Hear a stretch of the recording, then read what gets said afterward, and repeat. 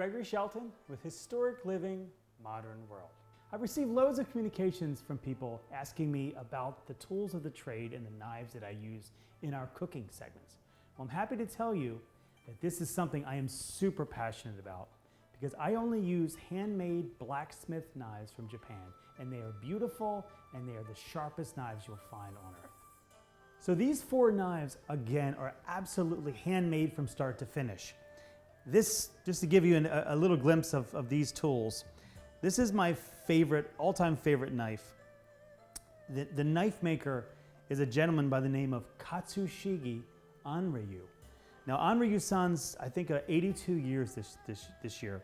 So he is a 4th generation knife maker. Now, when you hear that in the United States, it's kind of foreign.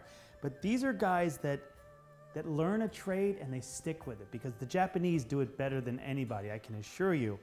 Again, the performance is there and it's beautiful.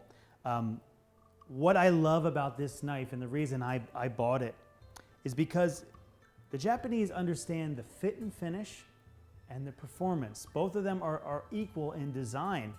And again, this is what I love about them. This is from his private collection. And again, it's so incredibly sharp. It takes a super fine edge, which I love. But again, it's hand hammered. So if you look at the cladding here, this is called a karuchi finish, and it's hand hammered, and it's absolutely beautiful. Katsushige Anryu started something called the Takafu Knife Village with another knife maker with the last name Kato. These guys are both older gentlemen, absolute rock stars on earth as far as knife making, and they started an educational program in Japan, and their first pupil to graduate from their program is also a knife maker. He's a little on the younger side. His name is Yu Kurosaki, and Kurosaki's made these 3 knives. And what I love about this is Anryu's knife is beautiful. It's perfect. The balance is unbelievable. It's a little more old school. When Kurosaki hit the scene and once he graduated, he started making things that you can tell are just modern pieces of art. He added color. He added different style handles. His karuchi finishes are just stunning. I mean, they're just beautiful. And the guy is an absolute rock star. And I'm happy to say I got a chance to hammer with him at an event in Washington, D.C. And the knife that I purchased from him, which is also another go-to knife, is this one. What I love about it is this is a carbon steel. It's sharp as hell. And this thing is just unbelievable.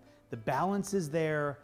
The cutaway is a Masakage style, and it is so incredibly sharp and beautiful. I absolutely love it. And the cool thing about these knives ultimately is, again, I can't say it enough, that they're beautiful and they're incredibly functional.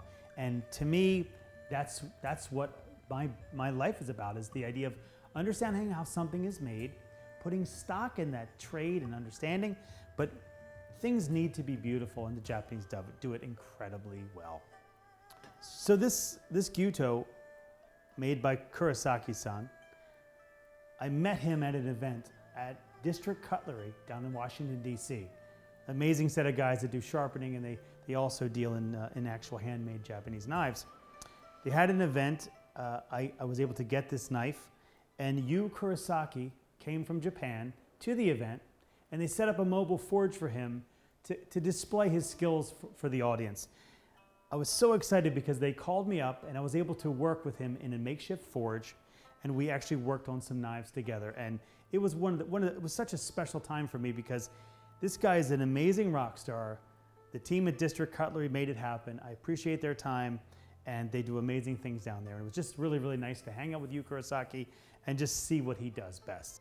When people look at these knives, the first thing they think of is, it being almost similar to a sword or a samurai sword. Of course, they're Japanese, so that makes a lot of sense. And there's an amazing history to these knives that I think, to me, is incredibly fascinating. You know, these knives are made almost the same construction as when they would make a samurai sword. And back in the day, we're talking pre-World War II, when they were still making swords as their main means of protecting their troops, swords were the mainstay for the production of that country. Well, ultimately, right after World War II, that ceased in operations. So then you had loads of handmade 4th, 5th, 6th generation sword makers without a job or out of career. So what they ended up doing is they utilized their skill set and they adapted to the culinary world. So ultimately, again, this is why I like them so much, this is very similar to an actual samurai sword. The sharpness, the grind, the performance is there.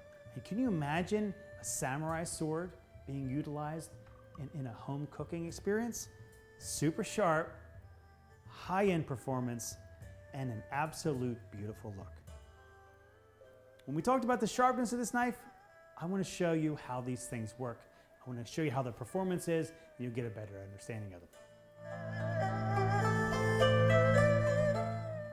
Even as something as simple as cutting a cucumber, I'm reminded of the fact that I am using a technology that's thousands of years old, passed down from master to apprentice.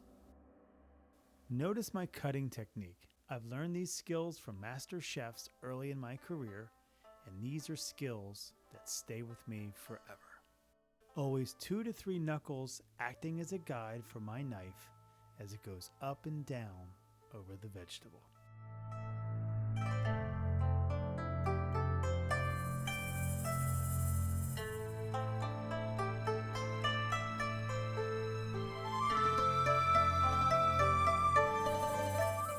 Segmenting fruit like an orange can be a difficult task.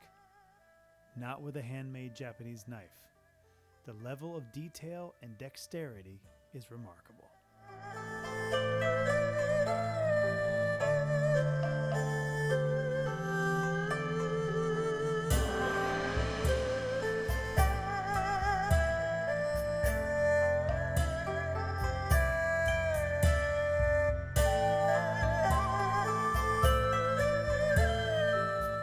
When it looks this good, I just have to grab a couple samples for myself. Imagine cutting a tomato with only the pressure of your index finger and your thumb. A Japanese knife will provide a paper-thin cut every time.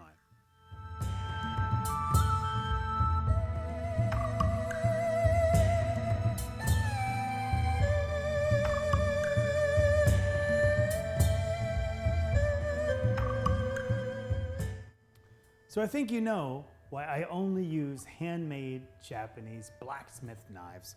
They are literally unparalleled in the industry. I love them, and I'm sure you will too.